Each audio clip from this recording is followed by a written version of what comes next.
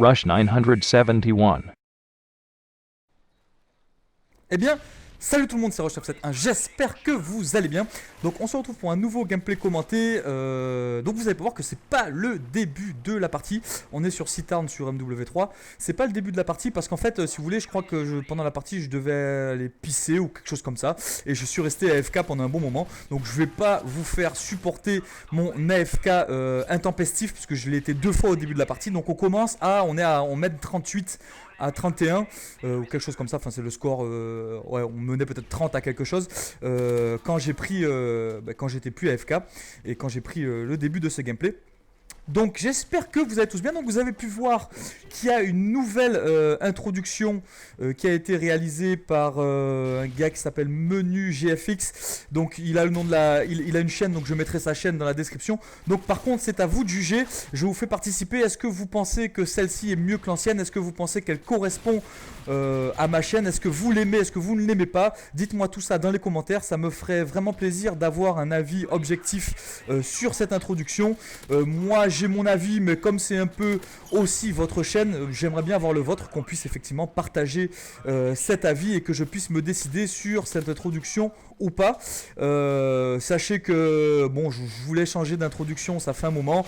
Les gens me proposaient pas forcément des choses qui étaient intéressantes.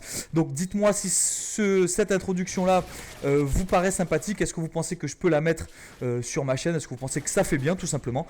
Et puis comme ça on en débattra dans les commentaires. Ça fait toujours plaisir de voir que vous réagissez dans les commentaires et que vous participez.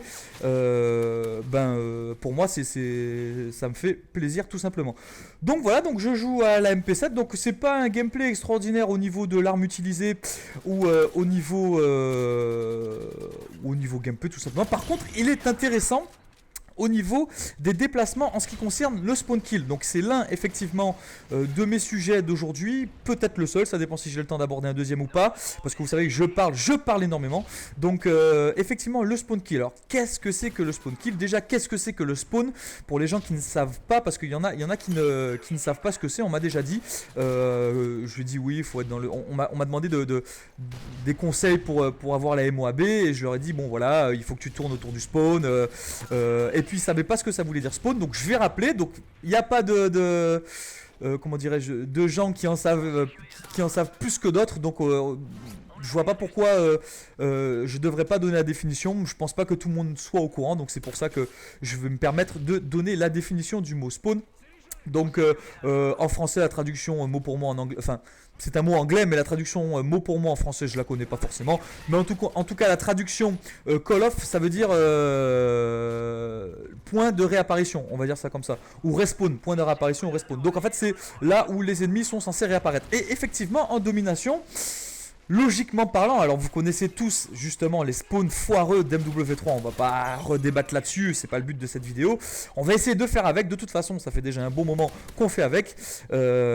Généralement quand on est en domination, on a 2 positions, il y a de très fortes chances, enfin la logique voudrait que les ennemis réapparaissent sur le 3e drapeau qu'ils possèdent et que nous ne possédons pas. Alors évidemment c'est indépendamment de notre présence au sein du spawn, c'est à dire que si effectivement on reste comme là vous pouvez le voir, là il réapparaît sur C, mais je reste un bon moment sur C, donc vous allez voir qu'au bout d'un moment ils vont sécuriser. Ah bon, d'autant plus qu'un coéquipier à moi sécurise C, alors là ils réapparaissent de l'autre côté, ce qui est tout à fait logique à mon sens.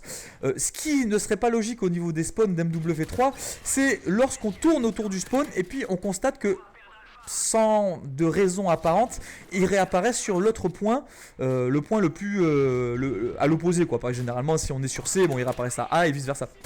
Et c'est vrai que là, c'est beaucoup moins logique.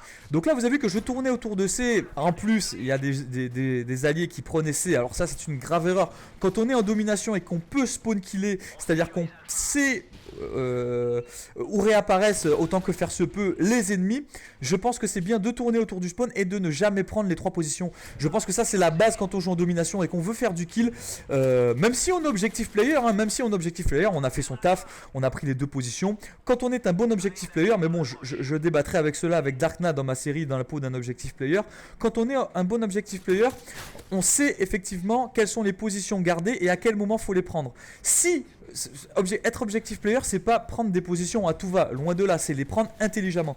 Et effectivement, quand on prend deux positions, généralement B et une autre position, sauf à la limite, peut-être dans l'interchange, quoique, non, dans l'interchange c'est B. C'est où il y a B qui est assez isolé. C'est sur Fallen, je crois que B c'est le premier point qu'on prend quand on réapparaît en haut là.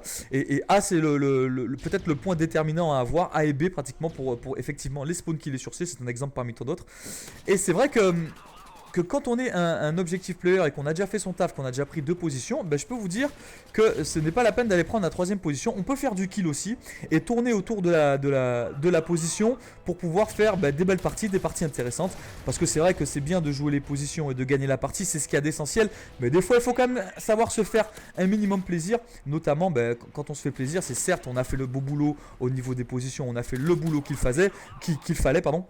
Moi je sais que au niveau des positions, même si je ne suis pas forcément objectif player à la base, je peux le devenir et je pense que de toute façon la prise de position est le plus intéressant. Donc voilà, il faut savoir se faire plaisir. Alors que là j'ai eu beaucoup de chance parce qu'il y avait le deuxième sniper, je ne l'avais pas vu. Et voilà, donc vous avez vu que je vais pas tellement dans le spawn, je les attends, je sais qu'ils vont passer par là. Il y a 3 endroits stratégiques de toute façon, 3 endroits de passage. J'en ai bloqué un, il se trouve que j'ai eu la chance qu'ils viennent la plupart du temps à tous ces endroits là. Et à partir du moment où on contrôle un point de sortie du respawn adverse, je peux vous dire que ça devient beaucoup plus facile parce qu'on sait pertinemment qu'on va pas se faire prendre dans le dos et on se fait niquer la série à 99% des fois, alors que là j'obtiens la bombe.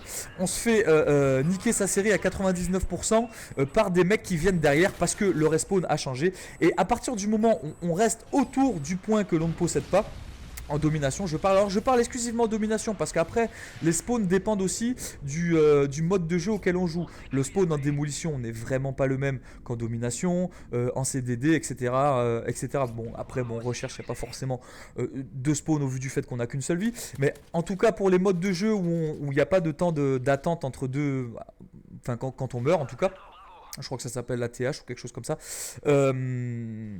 Pour ces modes de jeu là, les spawns sont diffèrent selon les modes de jeu. Et c'est vrai qu'à partir du moment, moi si je peux vous donner un conseil, à partir du moment, alors que j'avais plus de balles, c'est dommage, j'aurais pu faire la triple. À partir du moment où on connaît les respawns ennemis et où on sait le contrôler, on a un avantage sur nos adversaires, ça c'est clair et net. Et je peux vous dire que c'est alors que là j'ai fait un jump drop shot, n'est-ce pas, et je peux vous dire que cet avantage est non négligeable et il est vraiment à utiliser sans pour autant camper viseur fixe face au spawn, hein, mais se déplacer aux alentours sans forcément rentrer dedans. Voilà. Donc moi je vous ai parlé de ma façon de faire et d'utiliser le spawn kill. Donc dites-moi dans les commentaires si vous utilisez aussi cette technique qui était plus ou moins prononcée au cours de cette partie. Mais je trouvais intéressant quand même la partie où je tournais autour de C. Je trouvais intéressant de vous la faire partager et de voir comment il faut jouer en domination. Parce que bien évidemment, comme dans tous les styles de jeu, il faut savoir jouer. À force de jouer, on sait jouer dans tel ou tel mode de jeu. Et ce sont les petits conseils que je peux vous donner. J'espère que cette vidéo vous a plu. Certes, c'est à la MP7 encore une fois, mais on voit que c'est un style de jeu différent et un commentaire différent. J'espère que cela vous a plu et qu'il y en aura beaucoup d'autres, n'est-ce pas? Je vous dis ciao ciao, à bientôt et puis n'hésitez pas à laisser un pouce bleu et à vous abonner si ce n'est pas déjà fait. Allez, ciao ciao tout le monde.